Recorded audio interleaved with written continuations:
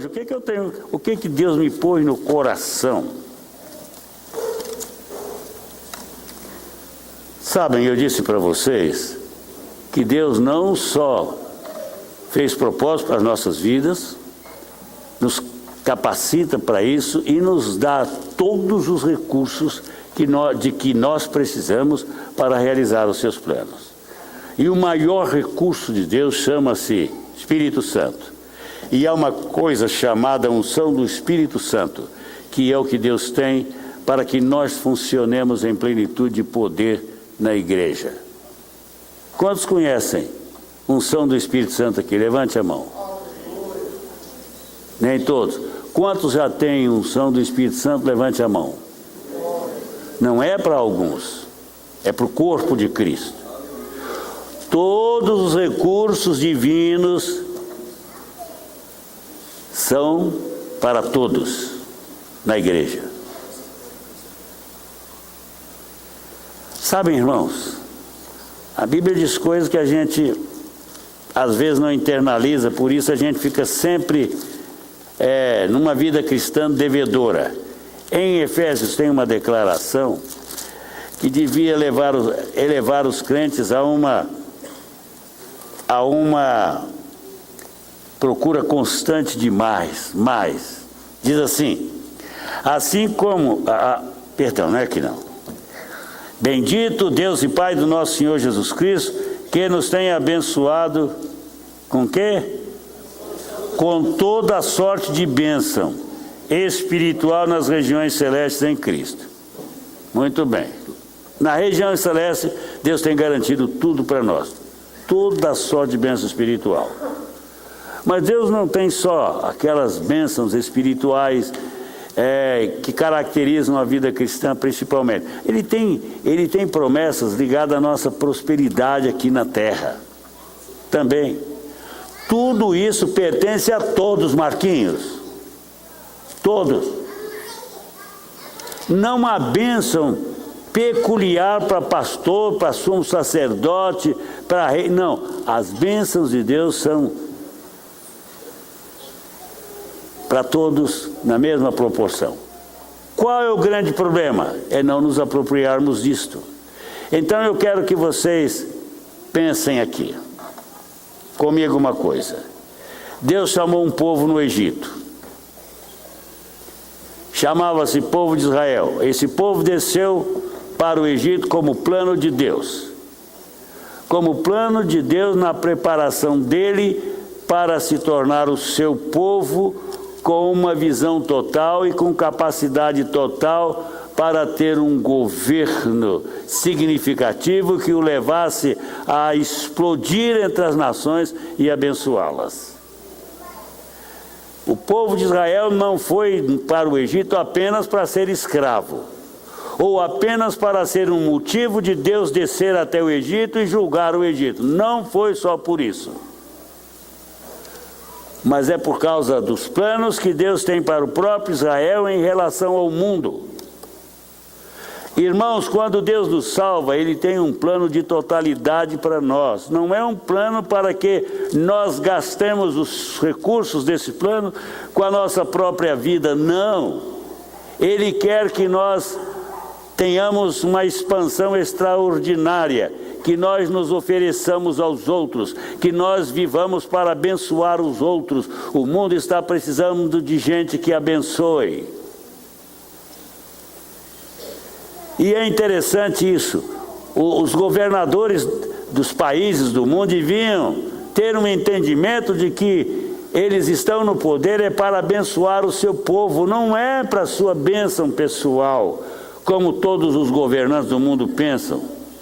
O Obama sonhou em ser presidente para se projetar, mas há mais para o Obaminha do que isso. Deus tinha um propósito para ele abençoar, através dele abençoar os Estados Unidos, e é nisso que estaria a grandeza dele. Houve um presidente que viveu intensamente este sonho nos Estados Unidos. Sabe o nome dele? Abraham Lincoln. Ele ficou na história, mas aquele homem sonhava com o seu povo. Nós tivemos um rei excepcional em Israel, Não foi o mais rico, mas foi o mais importante dos reis de Israel. Por quê? E quem foi ele? Foi o Davi. Porque o Davi tinha um coração no seu povo. O seu povo, a explosão do seu povo era o sonho do seu coração. E é interessante que este não foi o sonho de Deus para Saul. Saul podia ter sido melhor, mas este foi o plano de Deus para Davi. E ele fez algo com Davi que nós vamos ver aqui hoje. Tremendo. Davi era o quê? Quem era Davi? Um belo rapazinho de 15 anos atrás de um rebanho, que não era tão grande, mas era um rebanho que trazia sustento para sua família, e ele era o pastor desse rebanho. Era um adolescente, começando a vida de jovem, quando foi ungido por Samuel. E, irmãos, assim surgiu o rei Davi, entrou na história desta forma. Começou tudo do princípio, tudo de onde Deus começa conosco. Deus começa conosco, nos gerando primeiro, permitindo a nossa vinda, a nossa entrada na história através do nascimento. Depois, quando Ele propõe nos usar, Ele nos salva. Ele nos equipa para ter uma coisa chamada, nos prepara para termos uma coisa chamada unção do Espírito Santo. É esta unção que vai determinar a nossa história com maior significado. E então Davi foi ungido rei. E é interessante que quando Deus chamou Samuel, que foi quem ungiu também Saul, diz para ele: Samuel, vou contar a história para vocês. Eu quero que você desça até a região de Belém e você vai fazer o seguinte: você vai ungir um dos filhos de Jessé. Inicialmente Deus não deu a Samuel quem era. Quando Samuel desceu, ele disse: Senhor, mas vem cá, eu ungi o rei, o novo rei de Israel. Se Saul souber disso, ele vai me cortar o pescoço. Ele disse: não, pode ir, que eu estou no comando da história. E ele foi lá, marcou uma reunião com Jessé, com seus filhos. E Jessé tinha alguns filhos. Tinham 3 que eram os guerreiros, não é? E então o Samuel desceu até a casa de Jessé para fazer a unção. E quando ele chegou lá, ele observou os filhos de Samuel. E quando ele viu o primogênito de Jessé, ele ficou fascinado pelo camarada. Era o Eliabe, o primogênito, um guerreiro feito, um bom guerreiro. Bonitão também, um homem belo. Samuel disse: é esse. Deus disse: você tem que preparar isso, Samuel. Não vai ungir este não, que não é ele. Veio o segundo, o Abinadab, ele disse também, o Eliabe foi o primeiro, depois veio o Abinadab, também não era, veio Samar, não era também. Não são esses os filhos de Jessé. Nenhum desses é o que eu quero. Aí Samuel disse: vem cá, Jessé, Deus me mandou aqui para ungir um filho seu, mas acabaram-se os filhos. E agora? Ele disse: Samuel, eu esqueci de um, é o Davizinho. é o menor do grupo. Cadê o Davi? Está lá na malhada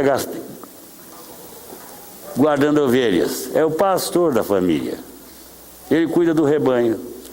Então vai chamar. Porque enquanto ele não chegar aqui, ninguém vai comer.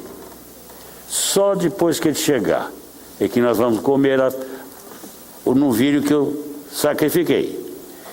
E então aí Samuel vai, diz a palavra, e unge, vê Davi, e Deus disse: é esse aí, é esse camaradinho aí. Não é uma grande estampa, não. Não é como o primeiro, mas ele é o homem que eu tenho. Você não está vendo o que eu vejo nele. Os outros não têm o que ele tem. Ele tem um coração meu. Um coração para mim. Um coração voltado para mim.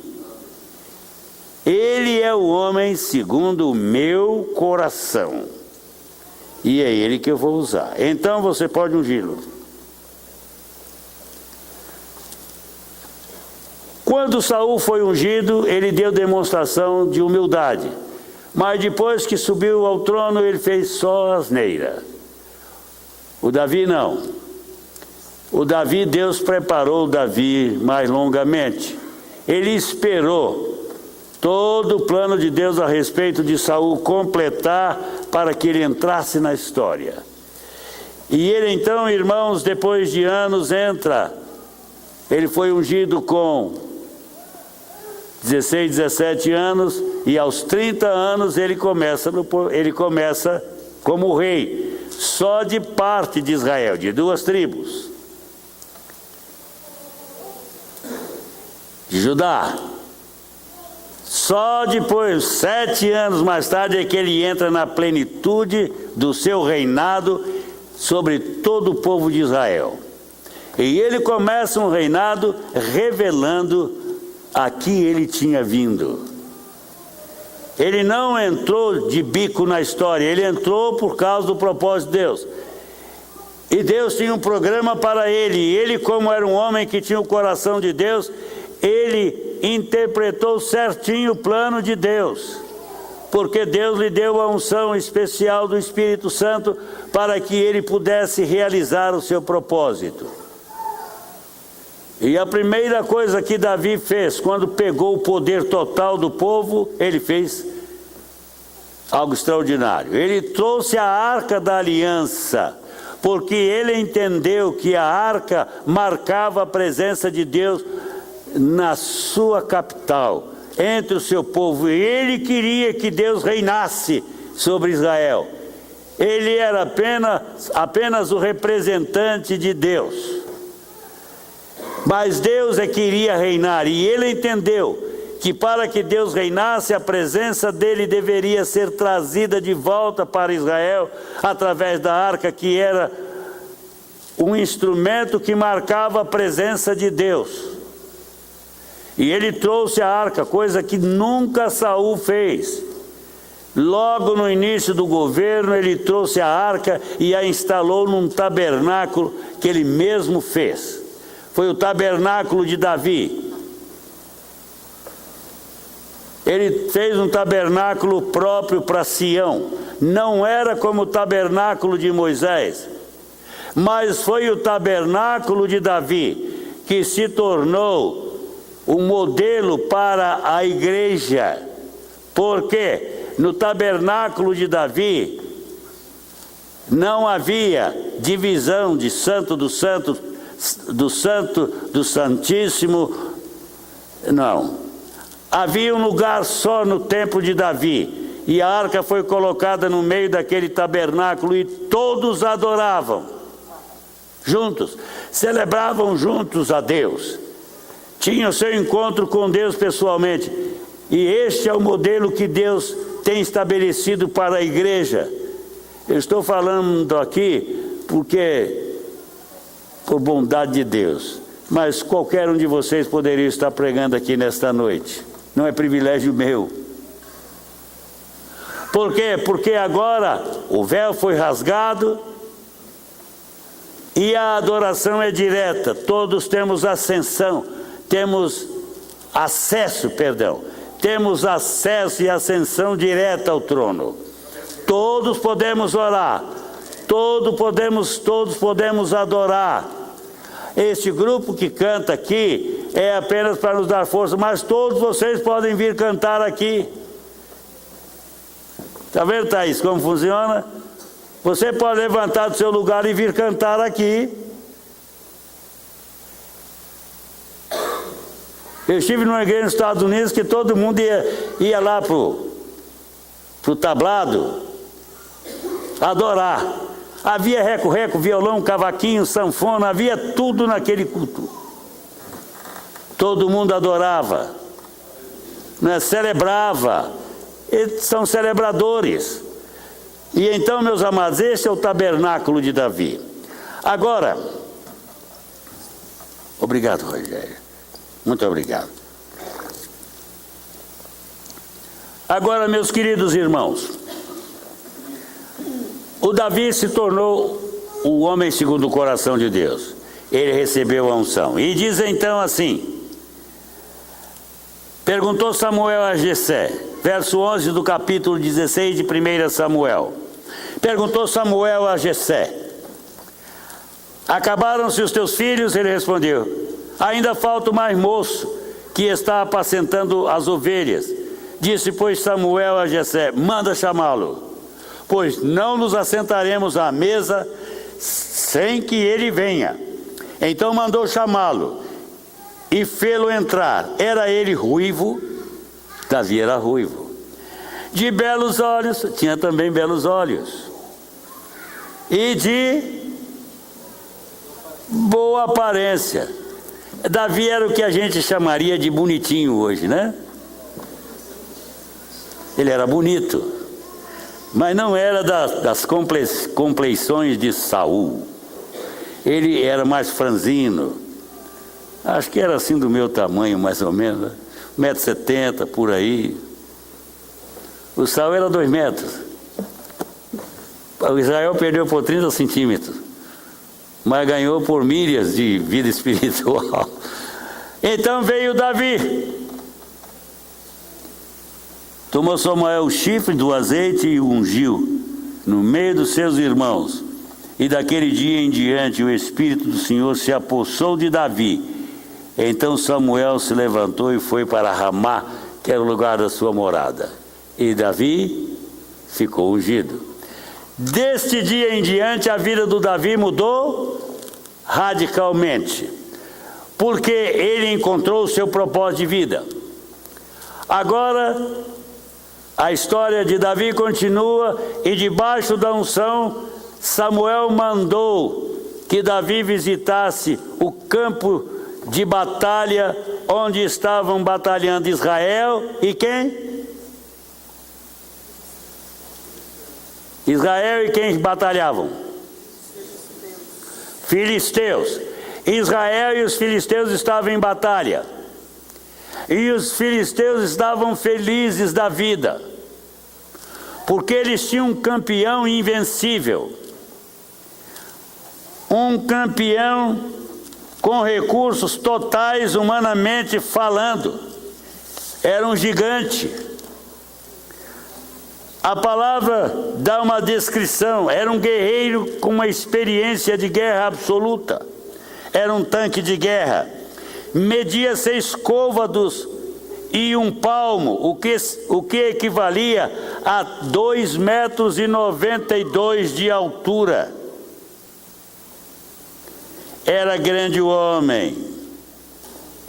Com capacete de bronze, segundo Samuel 17:5. Couraça de escamas de bronze, pesava 5.000 ciclos, o que equivalia a 70 quilos. Esse era o vestimento daquele homenzinho, de 3,92 m. 70 quilos no combate. Era um tanque mesmo. E mais ainda, a caneleira de bronze dardo de bronze entre os homens, lança de ferro, cuja ponta pesava 600 ciclos, o que equivalia a 7 quilos, a pontinha da lança do gigante. Mas o gigante não tinha o que Davi tinha. Ele era anti-unção. Ele era anti-ungido, contra-ungido. Mas o Davi, esta foi a primeira grande experiência de Davi num campo de batalha. Ele era um menino.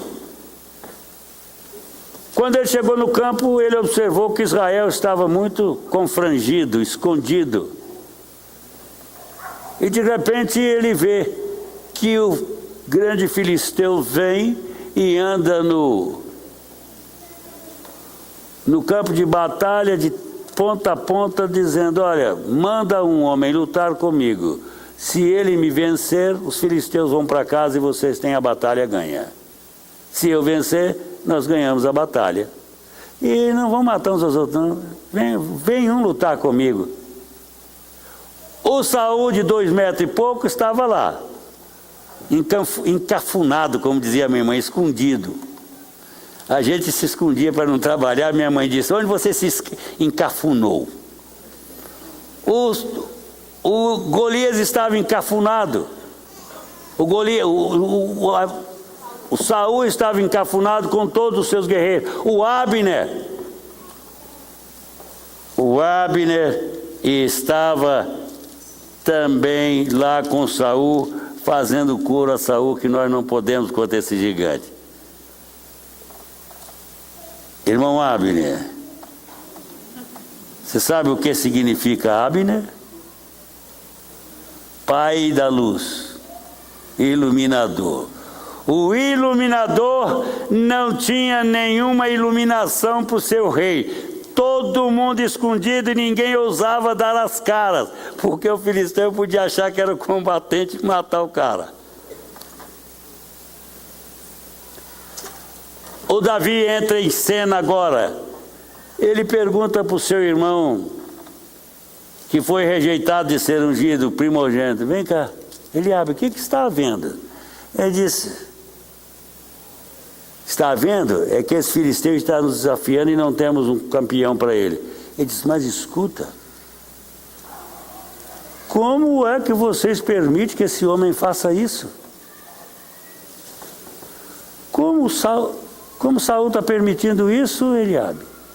Como Abner está permitindo isso? Vocês não estão vendo que esse filisteu está blasfemando do nosso Deus? Você não está vendo que ele está se levantando contra Deus e não tem nenhum homem para fazer frente a esse camarada? Ele diz: você sai de casa para ver a guerra porque você gosta de uma guerrinha, né, Davi? Ele disse: não é porque eu gosto de guerra, não.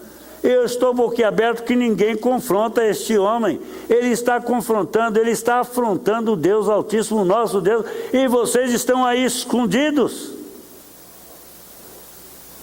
Aí o irmão dele disse: você é mau mesmo, né? Você veio aqui para criar problema. Ele disse: não. E ele foi lá e conversou com Saul e disse: Saul, vem cá. Você vai permitir que a coisa fique nesta condição, este homem menosprezando o Deus de Israel, e vocês todos aí escondidos? Será que não vai levantar um homem? Saul disse: é que nós não temos um campeão. Ele disse: não tinha, porque eu estou aqui, eu vou combater o gigante. Mas para lá, você é um menino de ontem. Combater um guerreiro experiente desse, como você vai fazer? Ele disse: não, o que eu não posso permitir é que ele faça o que está fazendo contra o povo de Deus e contra o nosso Deus. Ele se levanta contra Deus. Alguém precisa calar a boca deste homem que se levanta contra Deus. O servo de Deus tem posição, irmãos. Tem que ser um homem de posição, mas para tomar posição ele precisa de ter unção. O Gideão só saiu do buraco quando Deus o ungiu e determinou que ele fosse. E Davi disse: não, eu não posso aceitar isso. O Saul disse, bem, ele disse para Saul, eu vou combater este homem, eu vou enfrentá-lo. Saul disse, tá bom, então toma aqui, toma a minha couraça, toma os meus apetrechos de guerra, vista isso e vá. Davi pôs aquele negócio e ficou todo desengonçado, né? Um homem de 1,70 m numa armadura de um homem de 2 metros e pouco. Ele disse, Saul, não dá não. Não dá a sua espada pesada, nada me serve. E deixa que eu vou resolver o problema. Acontece que Davi era bom no que ele sabia fazer. Ele era um bom pastor, defendia bem o seu rebanho. E ele aprendeu a defender o seu rebanho de uma forma perfeita. Ele era um atirador com funda de primeira grandeza. Acertava onde queria e a distância que a funda jogasse. Ele acertava o alvo. Ele disse, não, pode deixar que eu sei o que eu vou fazer. Fica com as suas coisas e eu vou lá. E Davi entra no campo de batalha com uma funda nas mãos. E com mais o quê? 5 pedras que ele apanhou no ribeiro. 5 pedras lavradas, redondas, polidas. Vocês sabem como é uma funda? Uma corda com um lugar de pôr a pedra. E rodava. E soltava. Davi era mestre no negócio.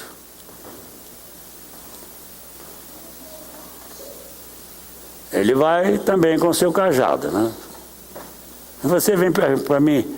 Aí o gigante olha para aquele menino e diz, você vem para mim assim desse jeito, com paus e uma fundinha na mão.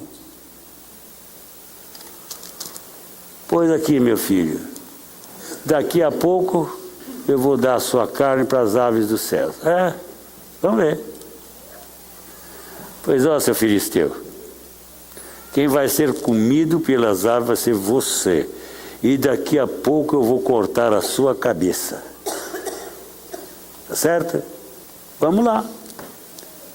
E vem o gigante desajeitado para a banda dele. Quando muita gente tinha medo do gigante, Davi via no gigante o quê? Um alvo perfeito. Ele disse, eu não erro esse gigante nem se eu atirar errado.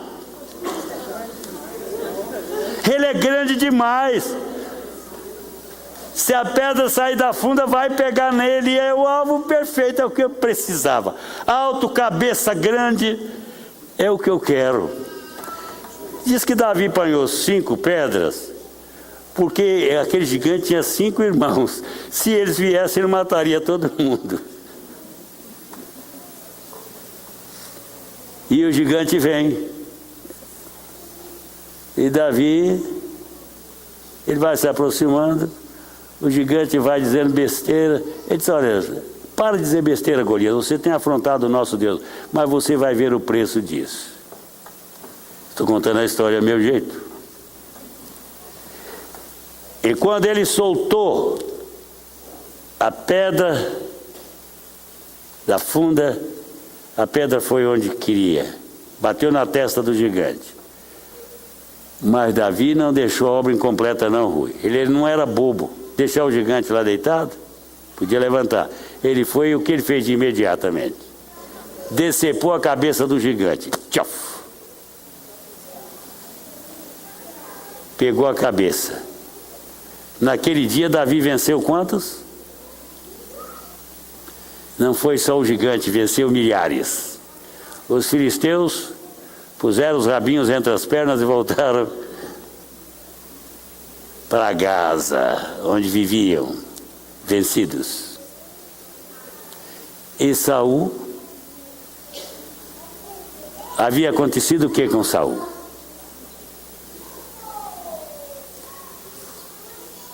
O Davi era ungido. Eliabe não recebeu unção. Não tinha unção. Até que Samuel queria, mas não era o homem para unção. Não é qualquer homem que tenha unção de Deus. O homem, para ter unção, precisa de ter uma visão de Deus. Precisa conhecer Deus. Precisa amar Deus. Precisa ter propósito com Deus. E esses recebem unção. Eu recebi a unção.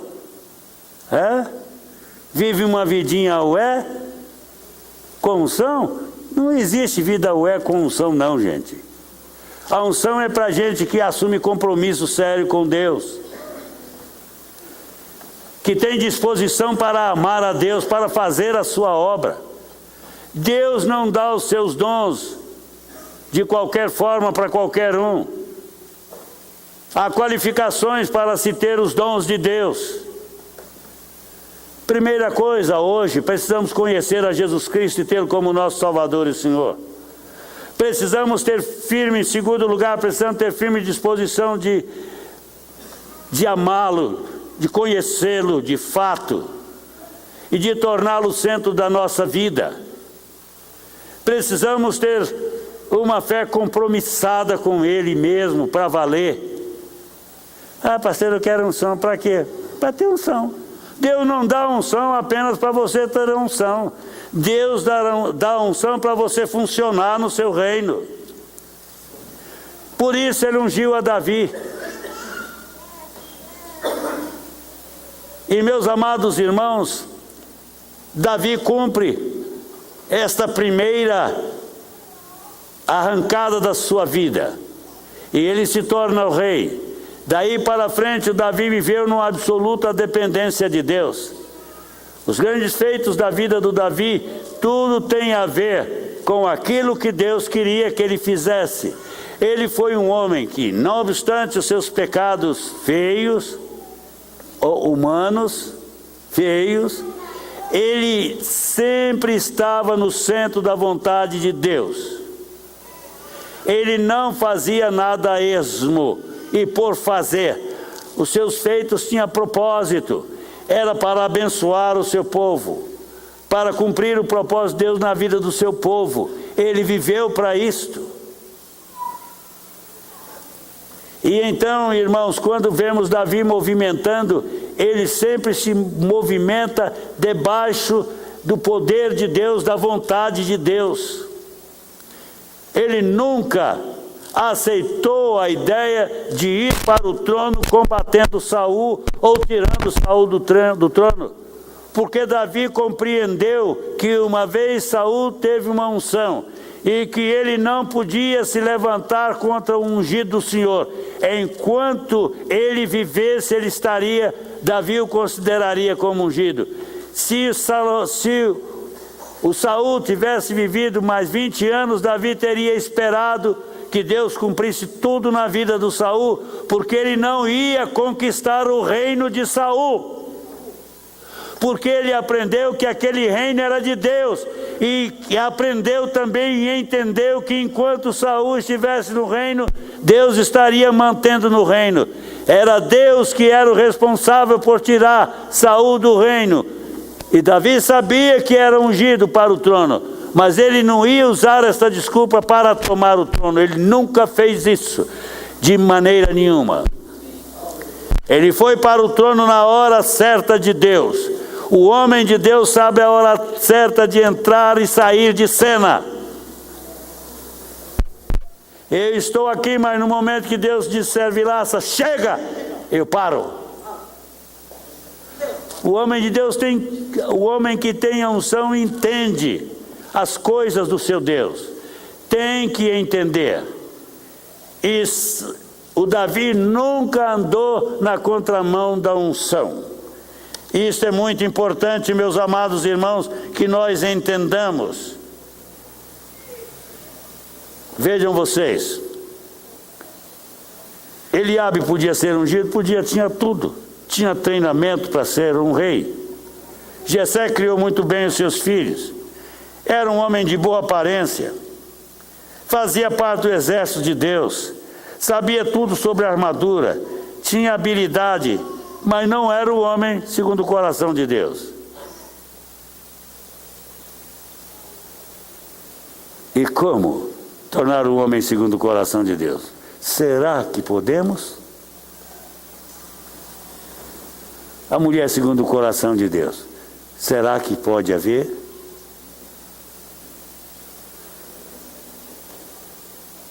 Como é ter o coração de Deus?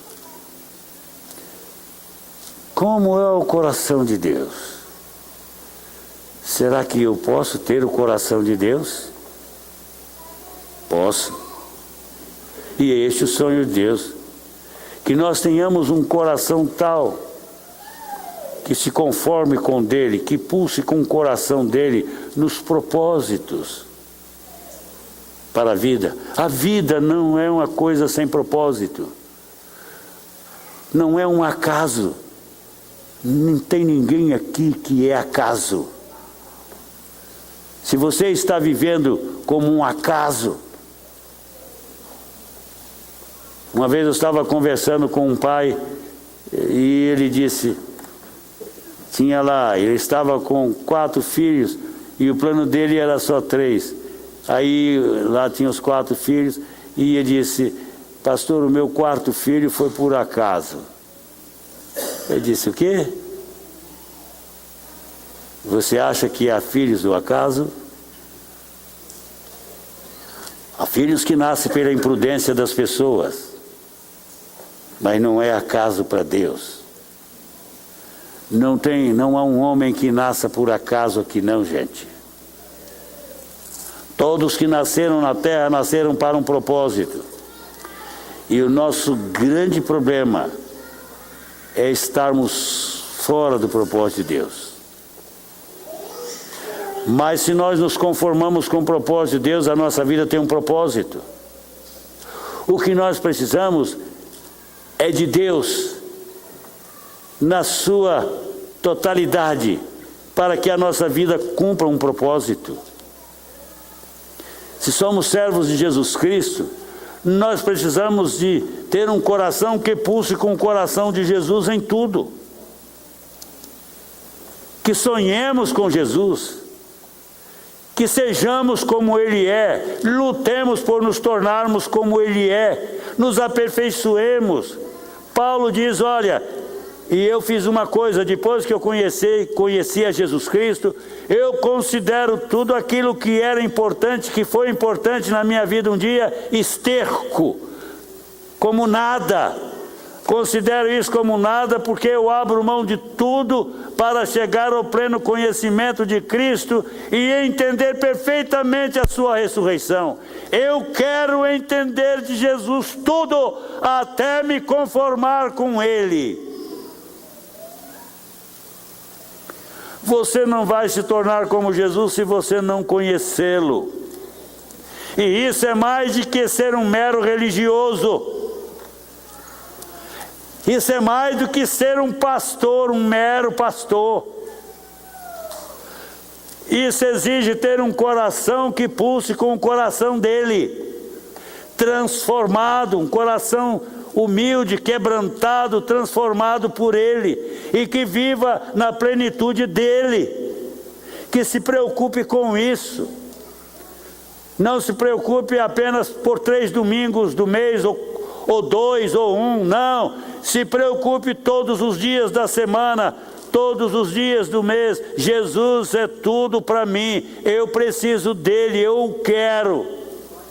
Ele tem que ser o centro. Por isso Paulo alcançou tudo o que alcançou, porque ele queria estar no centro da vontade de Jesus. E toda a sua vida foi gasta por isso. Ele se deu ao martírio por causa de Jesus. Ele nunca fugiu desta realidade. Ele sabia o que estava reservado para ele. Pedro sabia, mas eles nunca fugiram da realidade, daquilo que estava preparado para ele. E meus amados, nós nunca chegaremos a uma vida significativa até que entendamos isso. Não há vida cristã significativa para o homem que não busque entender o propósito de Deus para a sua vida. Também não há homem que alcance plenitude sem Deus.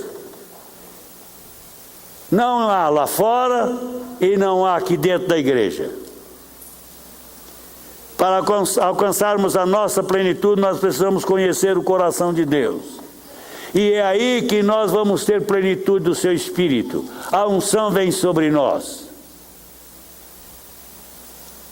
E este é um plano para todos que estão aqui nesta noite. Agora, você está preocupado com isso?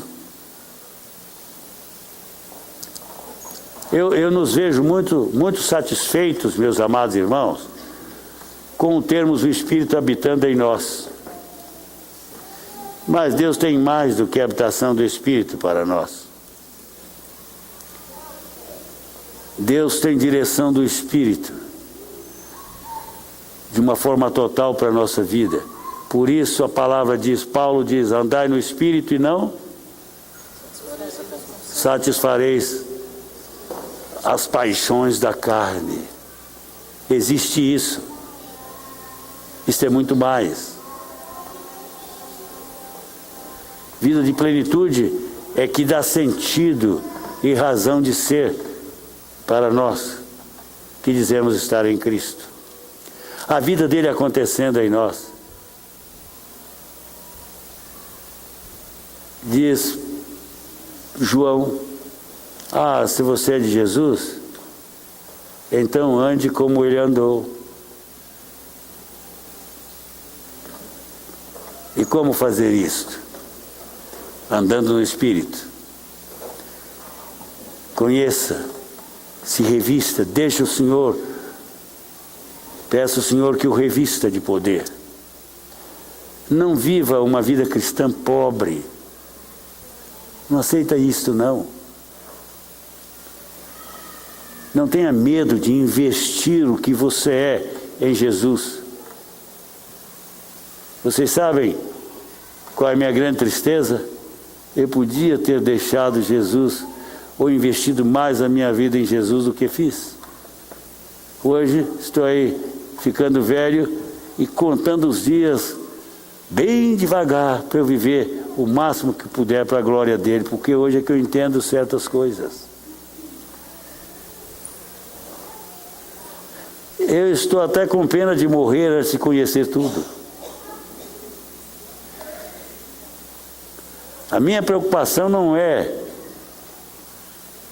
com alguém da terra, mas é com ele. Agora, uma coisa que você precisa saber nessa noite: você está dentro do propósito dele certinho? Ou ainda está procurando alguma coisa? Uma pergunta eu quero lhe fazer. Você está plenamente satisfeito com o crente que você é?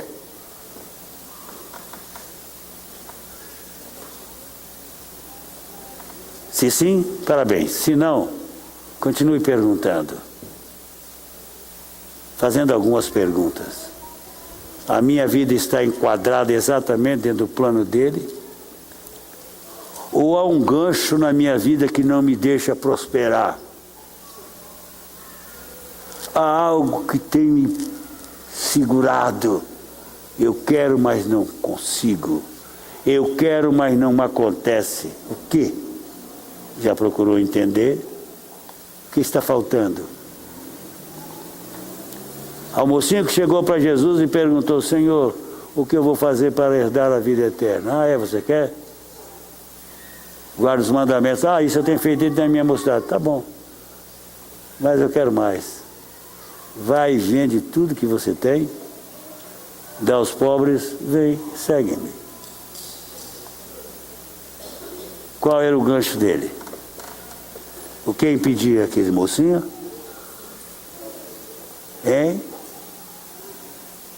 Amor ao dinheiro. O amor pode ser dirigido a muita coisa.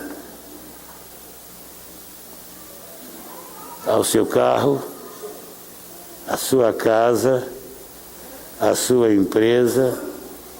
A sua mulher pode ser um gancho. o seu marido pode ser um gancho, o seu filho pode ser um gancho, a sua enfermidade pode ser um gancho, a sua lentidão pode ser um gancho que vai agarrá-lo e não deixar você cumprir o propósito de Deus. Mas o que é que está enganchando a sua vida?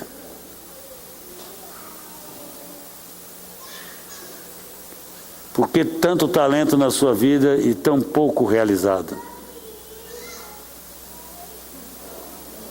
Falta-te uma coisa. Vai, abre mão disso e terás a plenitude.